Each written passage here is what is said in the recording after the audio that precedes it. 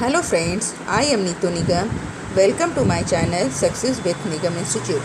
आज हम देखेंगे अंतःक्रियावादी क्या होता है और theory of source selection by Max Weber, जो कि UGC NET JRF and SET exam के विद्यार्थियों के लिए काफ़ी यूज़फुल रहेगा। तो चलिए स्टार्ट करते हैं। हेलो, आज हम देखेंगे अंतःक्रियावादी इंटरैक्शनिज्म। इस चैप्टर को पढ़ने के बाद इससे हम एमसीक्यू सॉल्व करेंगे UGC NET JRF and SET exam के पर्पज़ से। तो चलिए स्टार्ट करते हैं। सामाजिक सिद्धांत, सोशल प्रिंसिपल। सामाजिक क्रिया सिद्धांत का अध्ययन समाजशास्त्रीय साहित्य में महत्वपूर्ण स्थान रखता है। कुछ विद्वान तो समाजशास्त्र को सामाजिक क्रियाओं का अध्ययन करने वाला विज्ञान भी मानते हैं, परंतु क्रिया के शाब्दिक अर्थ में विभिन्नता है। इसका शाब्दिक अर्थ कर्म या कार्य है। कर्म शब्द संस्कृत भाषा के क्री धातु से बना है, जिसका अर्थ करना, व्यापार या हलचल है। भारतीय दर्शन एवं धर्म में भी कर्म शब्द का व्यापक अर्थ प्रयोग हुआ है। मानव एक सामाजिक प्राणी है। अपने जीवन की सभी आवश्यकताएं वह स्वयं ही पूर्ण नहीं कर पाता, वरन अन्य व्यक्तियों का भी उसे सहारा लेना पड़ता है।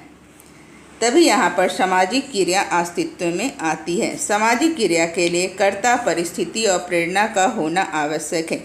कई बार यूजीसी नेट में इस प्रकार के क्वेश्चन पूछे जाते हैं, तो टू द मेन पॉइंट हम अंडरलाइन करते चलेंगे। सामाजिक क्रिया के लिए क्या जिम्मेदार हैं, तो क्या आवश्यक हैं? तो सामाजिक क्रिया के लिए कर्ता, परिस्थिति एवं प्रेरणा का होना आवश्यक है। सामाजिक क्रिया को परिभाषित करते हुए मैक्स वेबर ने बताया है कि सामाजिक क्रिया वह क्रिया है जिसमें कर्ता या कर्ताओं द्वारा लगाए गए प्रतीक अर्थ के अनुसार दूसरे व्यक्तियों के मनोभाव एवं क्रियाओं का समावेश हो और उन्हीं के अनुरूप उनकी गतिविधि तय हो। अर्थात मैक्स वेबर ने सामाजिक क्रियाओं के लिए कर्ता और कर्ता के द्वारा जो व्यक्तियों के मनोभाव होते हैं, जो संबंध होते हैं, उन्हीं के अनुसार गतिविधि करने की बात कही है। दूसरे समाजशास्त्री टॉलकेट पार्सन के अनुसार सामाजिक क्रिया कर्ता की परिस्थिति व्यवस्था में वह प्रक्रिया है जिसका अकेले कर्ता के लिए अथवा सामूहिक रूप में उस समूह के व्यक्तियों के लिए प्रेरणात्मक महत्व होता है। पार्सन्स ने अभी परिभाषा में सामाजिक क्रिया के 3 कारक कर्ता, परिस्थिति और प्रेरणा पर जोर दिया है। ये भी क्वेश्चन आता है कि सामाजिक क्रिया में पार्सन्स ने किन तत्वों पर अधिक जोर दिया है। तो पार्सन्स ने 3 तत्व कर्ता, परिस्थिति और प्रेरणा पर जोर दिया है। इसका तात्पर्य है कि किसी भी सामाजिक क्रिया के लिए कर्ता या कर्ताओं का होना आवश्यक है। ये कर्ता किसी न किसी उद्देश्य या प्रेरणा से प्रेरित होकर किसी न किसी परिस्थिति में ही क्रिया करते हैं। यह परिस्थिति उनके द्वारा प्रतिकूल या अनुकूल हो सकती है। इसी प्रकार सामाजिक क्रिया के आवश्यक तत्वों को किंग्सले डेविस ने 4 भागों में बांटा है। किंग्सले डेविस ने सामाजिक क्रिया के लिए आवश्यक तत्व कौन कौन सी मानी है? कर्ता, लक्ष्य, स्थितियाँ और साधन। इस प्रकार इसमें 2-3 तरह के क्वेश्चंस हाईलाइट होते हैं। पहला, सामाजिक क्रिया के लिए कर्ता, परिस्थिति और प्रेरणा का होना आवश्यक है। दूसरे प्रकार के क्वेश्चन में ये हो सकता है सामाजिक क्रिया के लिए 3 तत्वों कर्ता, परिस्थिति और प्रेरणा पर किसने जोर दिया है? तो पार्सन्स ने जोर दिया है। और नेक्स्ट, किंग्सले डेविस ने सामाजिक क्रिया के लिए किन प्रकार के तत्वों का वर्णन किया है? तो किंग्सले डेविस के अनुसार सामाजिक क्रिया के लिए कर्ता, लक्ष्य, परिस्थितियाँ और साधन, ये 4 तत्वों का होना जरूरी है। उसी प्रकार सामाजिक क्रिया सिद्धांत मुख्य रूप से प्रकारात्मक सिद्धांत है। तो सामाजिक क्रिया सिद्धांत क्या है? तो सामाजिक क्रिया प्रकारात्मक सिद्धांत है। सर्वप्रथम विल्फ्रेड पैरेटो ने सामाजिक क्रिया सिद्धांत की रूपरेखा रखी थी।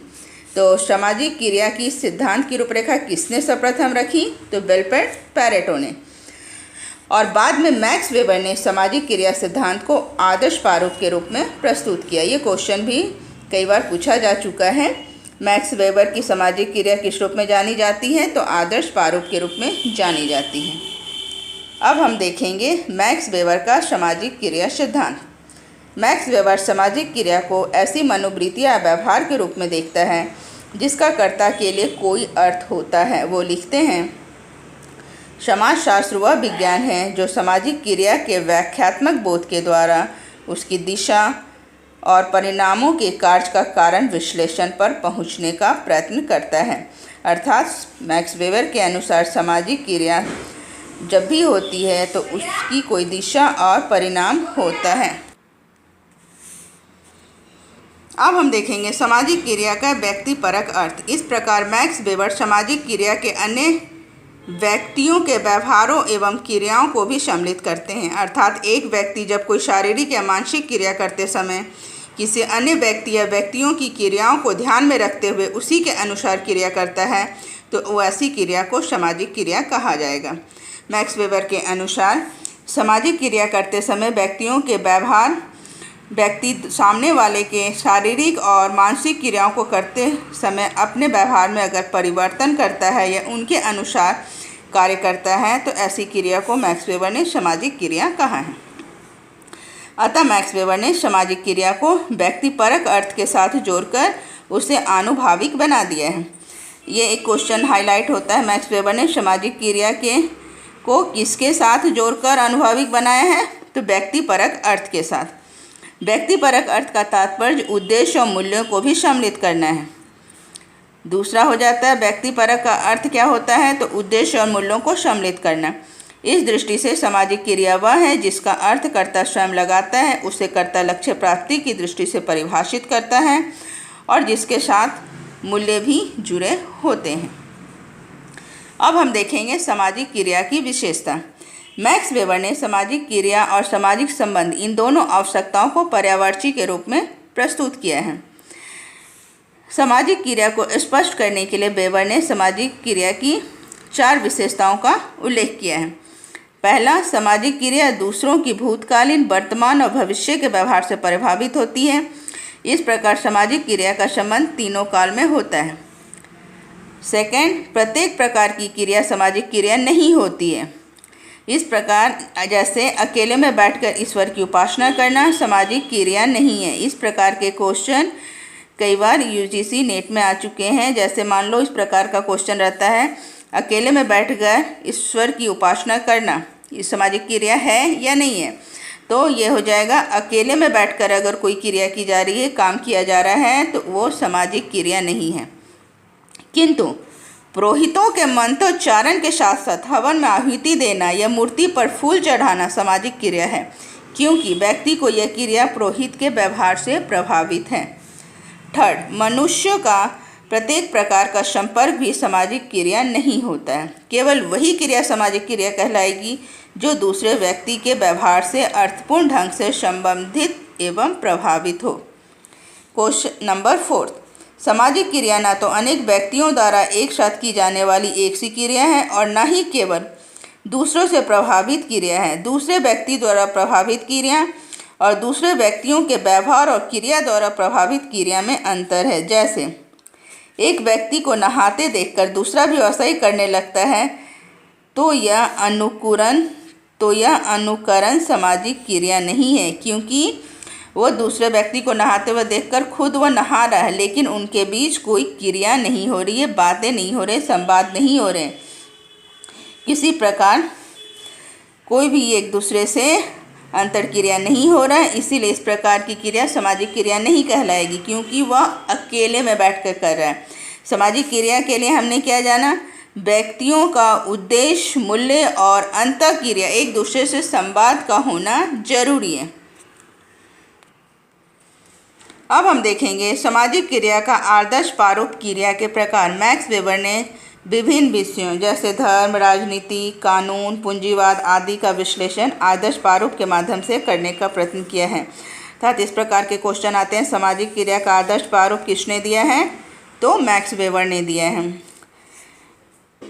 वेबर ने सामाजिक क्रिया के 4 प्रकार बताए हैं। वेबर ने सामाजिक क्रिया के कितने प्रकार बताए हैं? तो 4 प्रकार। इसमें कौन कौन से प्रकार हैं ये भी क्वेश्चन में कई बार पूछा जाता है। इनके 4 प्रकार हैं: तार्किक क्रिया, मूल्यांकनात्मक, अनुभवात्मक या संवेगात्मक और परंपरागत क्रिया का उल्लेख किया है। इन अर्थात मैक्स वेबर के अनुसार 4 प्रकार की क्रिया होती है। आगे हम देखेंगे। पहली क्रिया, उद्देश्य से जुड़ी तार्किक क्रिया। इस प्रकार की क्रिया को वेबर ने लक्ष्य और साधन को ध्यान में रखकर नियोजित ढंग से करने के लिए बताया है। सेकंड, मूल्यांकनात्मक क्रिया। मूल्य यह क्रिया मुख्य रूप से जुड़ी तार्किक क्रिया है। इन क्रियाओं को व्यक्ति बिना किसी तर्क के आधार पर स्वीकार करता है। इसके अंतर्गत कलाकार, धार्मिक, नैतिक आधार पर संपन्न क्रियाएं आती हैं। ऐसी क्रियाएं इसलिए संपन्न की जाती है कि लोग हमसे ऐसा करने की अपेक्षा करते हैं। इन क्रियाओं का मूल्यांकन धार्मिक अनुभव, ईश्वर भक्ति, नैतिकता एवं मुक्ति पाने की इच्छा के आधार पर किया जाता है, जो मूल्य से जुड़ा भावात्मक पक्ष होता है। नेक्स्ट जो है अनुभवात्मक या संवेगात्मक क्रिया। कुछ विद्वान ने कुछ ऐसी भी क्रियाएं होती हैं जिन्हें हम संवेग या आवेगों से वशीभूत होकर करते हैं। इस प्रकार की क्रिया में तार्किक व्यवहार का अभाव होता है। और नंबर 4, परंपरागत क्रिया। वेबर के अनुसार इस क्रिया को सम्मिलित किया जाता है, जिनका पालन व्यक्ति आदिकालीन समय से करता आया है, जैसे जिसका नियमन और नियंत्रण प्रथाओं लोकाचारों के कारण होता है। इस प्रकार की क्रिया का अनुसरण इसलिए किया जाता है कि हमारे पूर्वज भी इसका पालन करते हैं। इन क्रियाओं को मुख्य रूप से जैसे प्रदा प्रथा, बाल विवाह, दहेज प्रथा, अपनी ही जाति में विवाह करना आदि सम्मिलित हैं। इस प्रकार वेबर ने सामाजिक क्रियाओं को मनोवृत्ति और व्यवहार के रूप में देखने का प्रयास किया है। जैसे नेक्स्ट क्वेश्चन इसमें बनता है, नेक्स्ट क्वेश्चन बनता है, वेबर ने सामाजिक क्रियाओं को किस रूप में देखने का प्रयास किया है? तो वेबर ने सामाजिक क्रिया को मनोवृत्ति या व्यवहार के रूप में देखने का प्रयास किया है और इस सामाजिक क्रिया से मनुष्य के व्यवहारों एवं क्रियाओं को सम्मिलित किया गया है। सामाजिक क्रिया में किसको सम्मिलित किया गया है? तो मनुष्य के व्यवहार और उसकी क्रियाओं को सम्मिलित किया गया है। इस प्रकार शारीरिक या मानसिक क्रिया करते समय अन्य व्यक्तियों की क्रियाओं को ध्यान में रखकर क्रिया करता है और वेबर के अनुसार वही सामाजिक क्रिया है। आज के लिए इतना ही। नेक्स्ट हम विल्फ्रेड पैरेटो के अनुसार सामाजिक क्रिया को देखेंगे। आज के लिए इतना ही। आपको हमारा यह वीडियो कैसा लगा प्लीज़ कमेंट करके अवश्य बताइए। साथ ही हमारे चैनल को प्लीज़ सब्सक्राइब कीजिए, लाइक कीजिए एंड शेयर कीजिए। साथ ही बेल आइकॉन दबाना न भूलें, जिससे कि आपको हमारे नेक्स्ट वीडियो की नोटिफिकेशन मिल जाए। हमारा नेक्स्ट वीडियो का टॉपिक रहेगा सामाजिक क्रिया पर विल्फ्रेड पैरेटो का विचार।